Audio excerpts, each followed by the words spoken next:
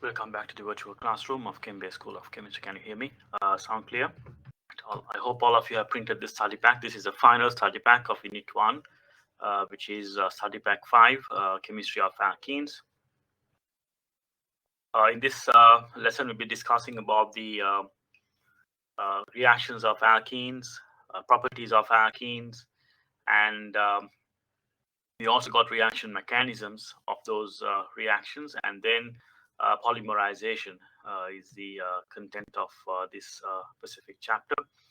To begin with, we know the general formula of alkenes and cycloalkenes are the same, which is CN, H2N is the alkene, and cycloalkene is also the same, where N is number of carbon atoms, whereas the alkenes are referred to as unsaturated hydrocarbons because there is at least one carbon-carbon double bond in alkene. There can be also many carbon-carbon double bonds. In such a situation, we call such alkene as polyunsaturated alkene. Right. So as for this general formula, this is a general formula of a uni or mono unsaturated alkene. If there are more than one double bond, general formula will not be this. It will be different. So this is the general formula of mono unsaturated alkenes and cycloalkenes. So when it comes to alkenes, we discussed in the previous lessons the alkanes. The alkanes have carbon-carbon single sigma bonds, whereas in alkenes, that is carbon-carbon double bond. So double bond, as we have discussed in chemical bonding, consists of a strongly held sigma bond and a loosely held pi bond. So you have, we know the sigma bond is formed as a result of linear overlapping of the orbitals. If you take the carbon-carbon bond in ethene, these are the orbitals. These are all hybrid orbitals. We discussed about hybridization under the chemical bonding, and this is the unhybridized p orbital, right? So in ethene, you got three sp2 hybrid orbitals, and there is one unhybridized p orbital on carbon. So what happens is that the hybrid orbitals, they overlap linearly. It is known as head-to-head overlap, head-to-head or linear overlap.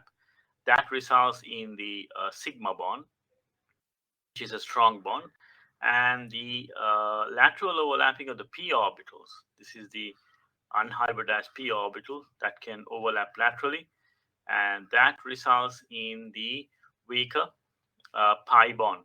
And the other two sp2 hybrid orbitals will overlap with the s orbital of the hydrogen.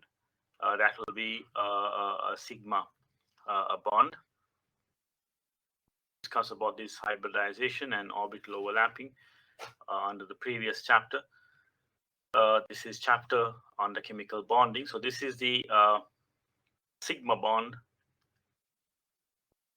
and these two are, it's just one single pi bond. It's not two pi bonds. This is the pi bond, and this is the same one pi bond. So you have the carbon-carbon double bond in ethene. That's the simplest member of the alkene is ethene, out of which one bond is the strong sigma bond and the other one is a weak pi bond. So as you notice, the sigma bond, the electron density is very closely associated with the nucleus. You can see the shared electron pair is very close to the nucleus, right? And therefore they are very strongly attracted towards the nucleus. That makes the bond strong. And as for the pi bond, this is not two pi bonds, it's just one pi bond. And the pi bond, you can see the electron pair is much far away from the nucleus. They are much far away from the nucleus, right? So now that makes the pi bond weaker compared to the sigma bond, because when the shared electron pair is very close to the nuclei, then that results in the strong sigma bond. When the shared electron pair is far away from the nuclei, then that results in the weak pi bond, right? So you can see alkene carbon-carbon double bond consists of a strong sigma bond and a weak pi bond. So C2H4, which is ethene, contains two pairs of electrons shared between two carbon atoms, resulting in a carbon-carbon double bond, one being a strongly held sigma bond and the other is weakly held pi bond. The pi bond is a result of lateral overlapping of the p orbitals. The four hydrogen is covalently bonded to carbon and they are directed to the corners of the equilateral triangle. The shape of this molecule is like the hydrogens are in corners of the equilateral triangle. Please copy this orbital diagram.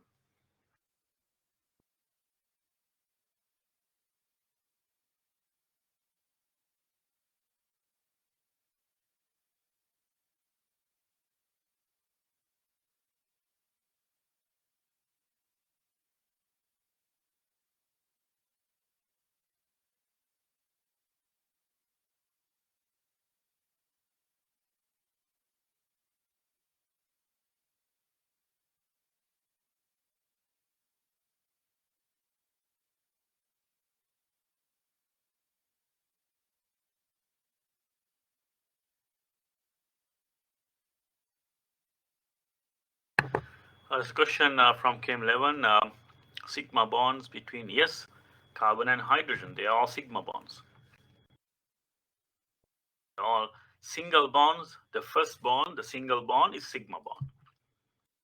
Right? Between two atoms, if there is a bond, that's a sigma bond.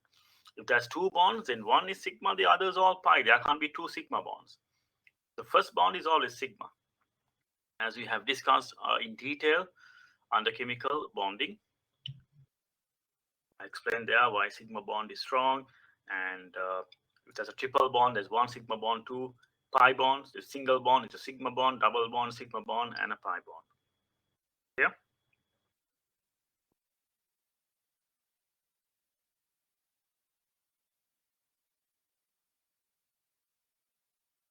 Let me know once you're done.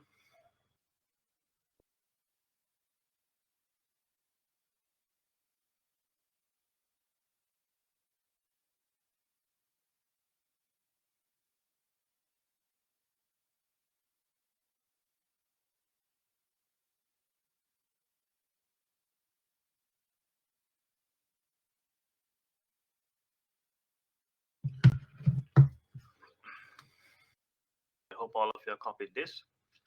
You can notice now, as I mentioned, why sigma bond is strong, because you can see the electron pair is very closely attracted towards the nuclei, right?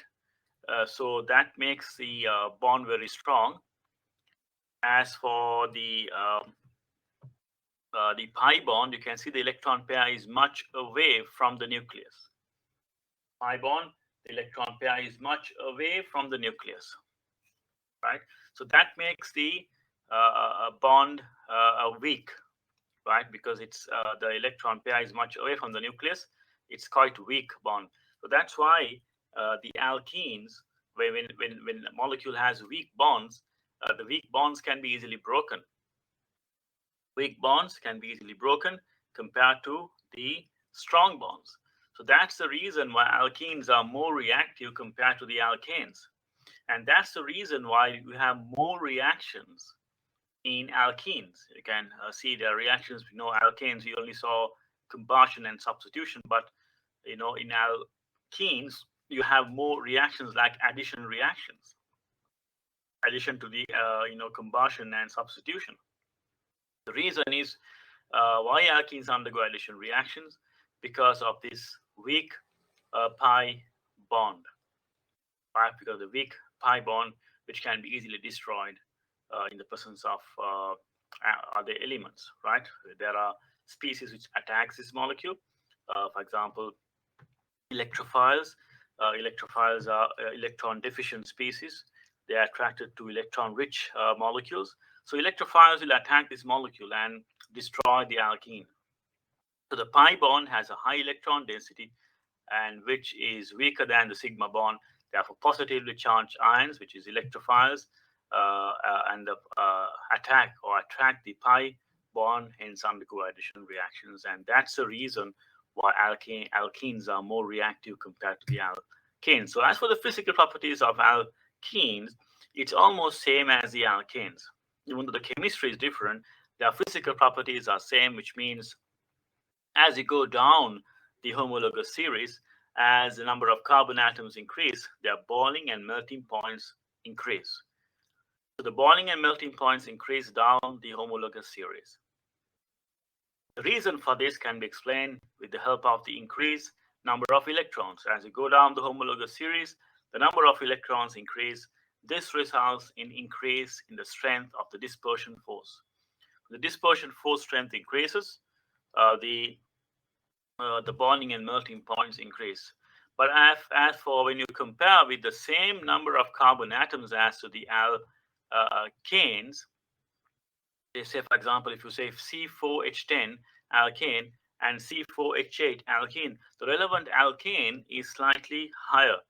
Relevant alkane has a slightly higher boiling point compared to the alkene because it has two extra hydrogens.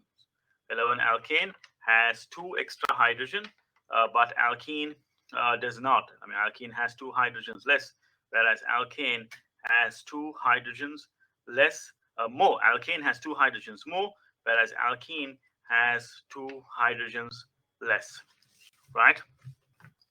That's the reason. But as you go down the group homologous series, the boiling and melting points is going to increase, right? But compared to the alkenes will have lower boiling and melting points, and alkenes generally they are more reactive because of the pi electron cloud. So let's look into the type of reactions that alkenes show. As I mentioned, because alkenes contains a loosely held or weakly held pi electron cloud, electrophiles attack these alkenes and undergo electrophilic addition reactions. So they show electrophilic addition reactions because electrophiles can easily attack this molecule and hence undergo addition reactions because all reactions of alkenes, they are electrophilic addition reactions, right? Because electrophiles are not necessarily positively charged. Electrophiles are electron deficient species. It can be a neutral molecule. We'll be discussing about it shortly under the mechanisms. Electrophiles can be neutral molecule, but deficient in electrons, not necessarily positively charged. It can be even positively charged, but it's not a condition. So alkenes undergo electrophilic addition reaction because alkenes are rich in electrons. So electrophiles love the alkenes. So they just undergo addition reactions. So the double bond between two carbon atoms consists of a sigma bond and a loosely held pi bond formed by lateral overlapping of the p orbitals of the two carbon atoms. The pi bond is much weaker than the sigma bond, resulting high electron density, which attracts positively charged entities, which are referred to as electrophiles. So let's look into the electrophilic addition reactions of alkenes.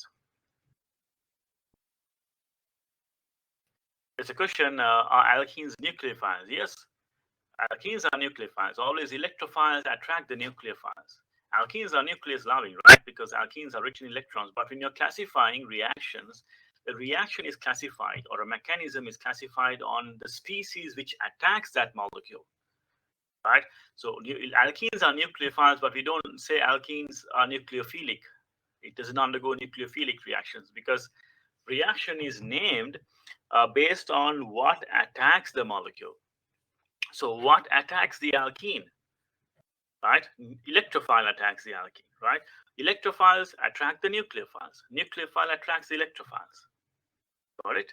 So alkenes, rich in electrons, therefore it's a nucleophile, but the classification of the alkenes, the reactions are classified as electrophilic because any reaction is classified on this based on the species which attacks the molecule. So what attacks the alkene? Electrophile.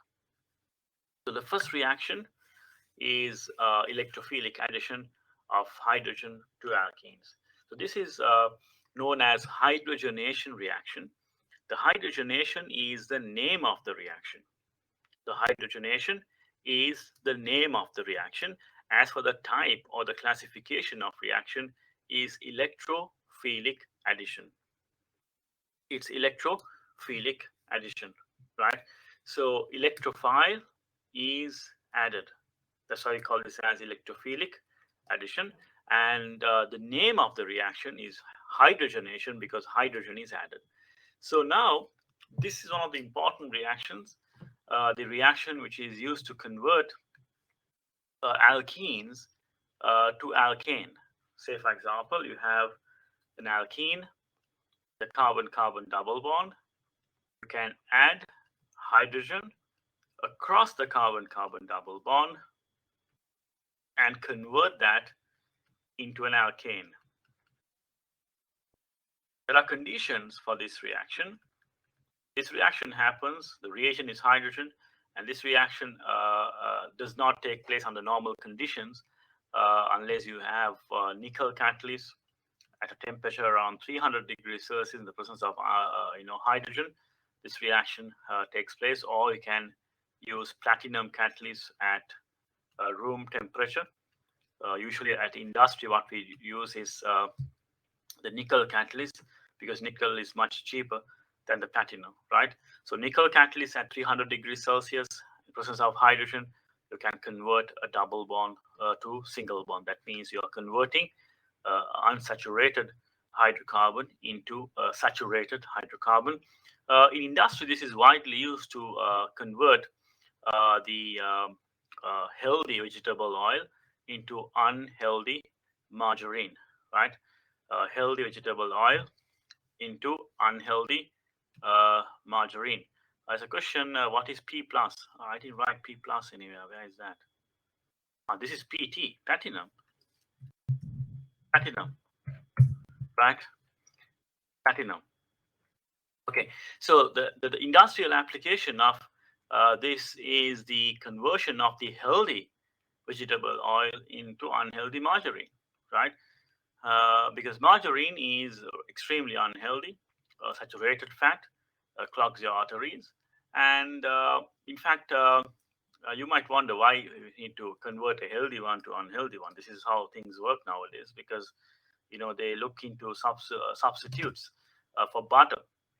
In fact, margarine was manufactured initially as a animal food, right?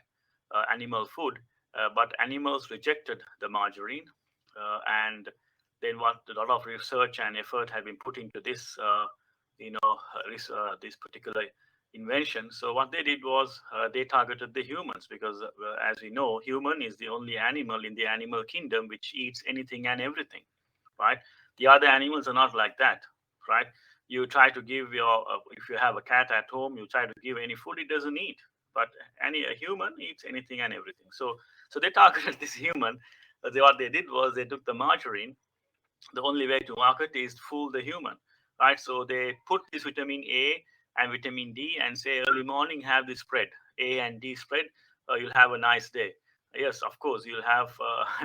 You'll have to pay for it after a few years because margarine is not to be consumed, right? Even though it's widely available in the market, margarine clogs your arteries. Butter is healthy, right? So what they did was they made margarine as a substitute to butter because butter is costly, margarine is cheap, right? So whenever you buy margarine, remember you're saving that money for your heart surgery after a few years, right? Anyway, that won't be sufficient. You have to spend millions on it, and anyway the margarine not to be consumed, right? So I'm not referring to consumption of margarine like occasionally it's not going to have a greater effect, but as a habit like daily if you're having margarine, it's going to be a problem in few years to come, right? Because even though they add so-called vitamin A and D, it's not going to help you overall. It's just a way to fool the people, right? So margarine is extremely unhealthy. Imagine a healthy vegetable oil converting into unhealthy stuff, right? So this is unfortunately the industrial application of the hydrogenation of polyunsaturated vegetable oil. That means vegetable oils which has many carbon-carbon double bonds are referred to as polyunsaturated fats, and they convert that into saturated margarine.